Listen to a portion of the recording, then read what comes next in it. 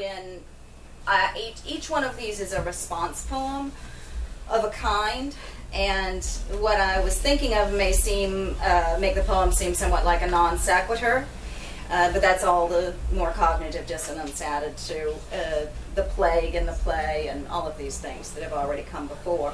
So the first one I've thought, and it's always struck me, I grew up in the church in the South, and I've gone fairly far astray, but one of the things that struck me always about the Genesis story and arc was the raven. I've always had a deep concern for the raven. The dove, of course, comes back and, you know, with this lovely little sprig and all of that business. But then what the fuck happens to the raven? It's always worried me. And I think, you know, I've thought a lot about the possibility of on the water, of course, there would be a lot of carrion to dine on. So, anyways, more to the raven. So this poem is called Raven's Spell. Shaggy throat, shit-eater, old ballyhoo,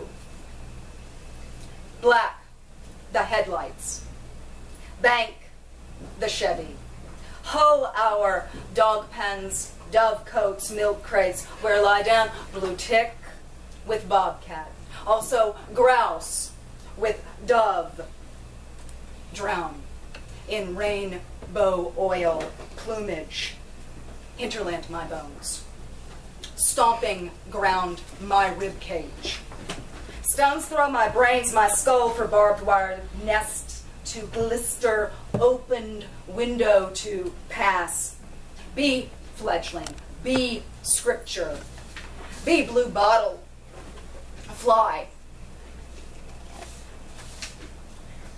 And the next two poems, I was thinking of questions that Stephen Hawking has in A Brief History of Time, and I don't understand what he's talking about or much about physics, but I like his questions. I don't give him that. I like his questions. And so I tried to respond to them in a way that made sense to me. Did the universe have a beginning, and if so, what happened before then? Then it took off. An arc was the rib cage of a horse. A dog drags past a world of curs left behind. An afterlife was the costume of a blue jay. Yes, I found it. Now, put it on. This.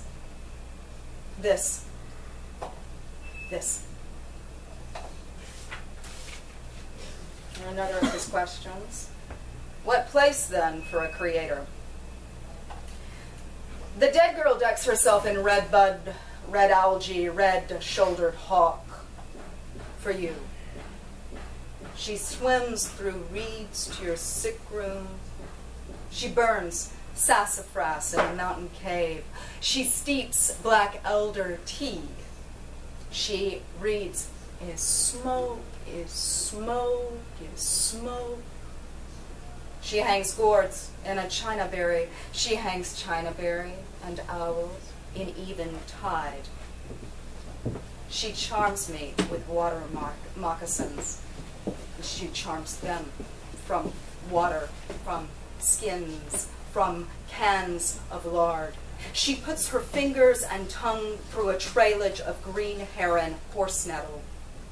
She molds double vowels to her gum, sweet gum, woolly adulgent. She speaks through fever dreams in tongues without skulls. She is like the blood thrown from your window. She greens your sunken chassis in splendor. O earthen vessel, O living water, O algaic angel. This poem, I was thinking about my grandmother throughout this book. It's an elegy also. Her name was Mamie. She was Mamie 2. My daughter's Mamie 3. And this is part of a long poem that kind of ends the book, a longish poem. It's called Venus de Milo Tree.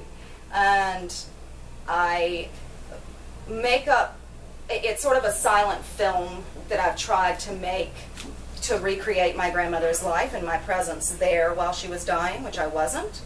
And I write my own intertitles for this silent film, which serve as the titles of the section. I told you, maybe non sequitur. A body's not a wristwatch to unwind itself. A briolet, a mind is on the wing. The sap does not rise. Mamie does not rise. Leaves do not turn. Venus's cells messed up. Mamie's cells messed up. In the small of her back they split. Her pillow slip, glossy pink, burst so the feathers a collar make. Sheets tangle at her hip and she is wound up again. And a body's not a wristwatch to unwind itself. And the final poem that I'll read is called Xan, X-A-N. And I was thinking about Xanadu a little bit. The actual, I thought about, Coleridge, but I also thought about the actual place in China and sort of what started to happen to this space where, Kublai Khan had this great, summer fantasy play space, and that later, as it deteriorated and just sort of, it became a place for the very poor people from the countryside to come in and steal the marble to use for their own houses, and it was sort of reprocessed a lot of the things that were left from Kublai Khan, which I thought about that some, and then I also thought about Xanax bars. Right. So it's called Xan. So forth. Past the little dark there is behind that hill you were. Once upon, a horse beside the leopard you'd slip. Among shades I loved summer months. So game along your slur.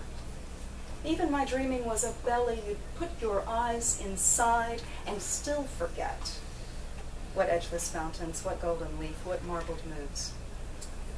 Fragmenting even those figments your bossing blacked out. It was like nothing would burn then. The whole meadow gone up. As our whole situation, sleepwalking dusty planks over any infinite ocean, escarpments, then caves ash styled. But it's never been a vision I was after.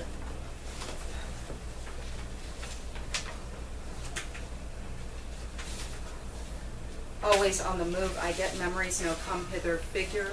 Every stay tried, cosseted in codices, it won't be loosed. I just wanted to get at you first. Your bower in air. By doomed, I mean doming voices. Raised suddenly, I was but a babe, where my woods come home to 100 more horizons, slackened silk cords. The cane palace you've taken up, each line lacquered to curve. Where fed your flocks, where fed your flocks, where fed your flocks in mew. And threw me too soon, your last scored bar. Also, I can float my hair. They're all back. The old fears, too, I loved. Oh, and look, your leopard's coat, even now moving inside that rosette on rosette. Hill, it moves, as sleep moves inside us.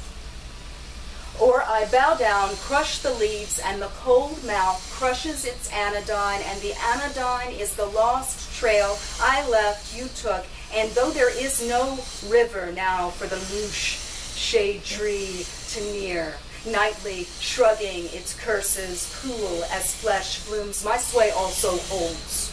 Your luminal face rising against this earthen wall of sky, in a crown of pills. Over the current of coated tongues, it is carried elsewhere. Moon, Hun, I never held your head under water. Thank you.